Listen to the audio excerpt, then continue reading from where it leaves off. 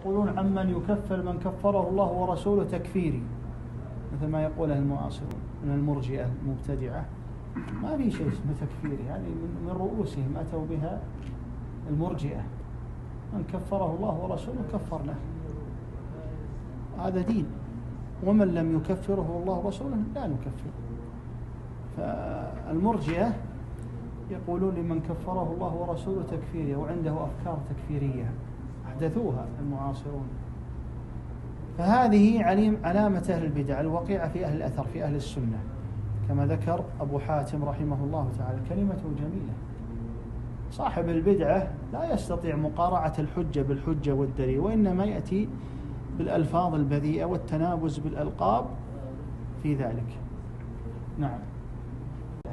أهل السنة من تمسك بالكتاب والسنة وما عليه منهج سلف الأمة وعقيدة سلف الأمة. نعم. تسميتهم سلفية ما في مانع، السلفية أهل الحديث أهل الأثر ما في مانع، نفس أهل السنة، هي أسماء مرادفة، لكن ليس المراد السلفية التحزب اللي يوجد الآن. هذا يتحزبون على عقيدة المرجئة ويدعون السلفية، هم مرجئة مبتدعة.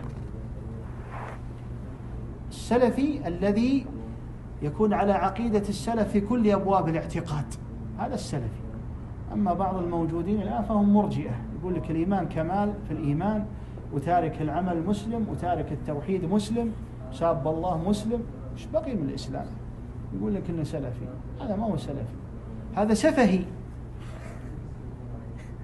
ومن يرغب عن ملة إبراهيم إلا من سفه نفسه، سفهي، هذا ما هو سلفي. سفهاء هؤلاء، سفهيون ليسوا سلفيين. يقول من عبد غير الله مسلم. أعوذ بالله. أجل، بماذا أرسل الأنبياء والرسل؟ ولقد بعثنا في كل أمة رسولا أن يعبدوا الله واجتنبوا الطاغوت.